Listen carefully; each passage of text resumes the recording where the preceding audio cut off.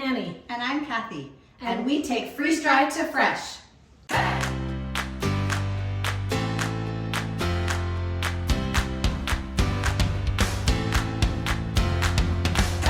Today we're making a blueberry whipped cream. Yes.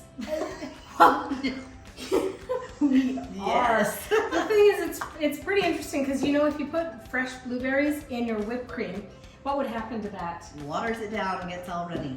And we don't want that in our whipped cream, so we want to keep it peaked. And that's why, Nice. And so you've already pre-whipped the whipped cream. I did. I'm going to add the blueberries to it. We just powdered the blueberries, took our regular our blueberries, put it into a little coffee grinder and made powder. So we're going to add that to, ooh, that's going to be so blueberry-y.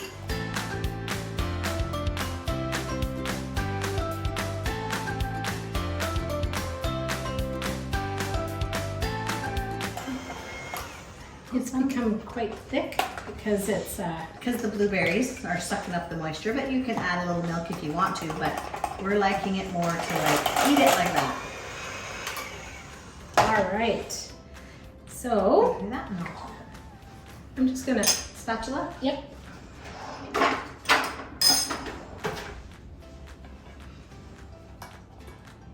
This actually can be used also as a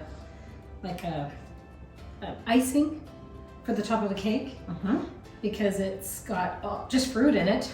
I like the blueberry powder in my yogurt as well, or oatmeal. Oops, sorry. I need to taste that. I've been waiting. How is it?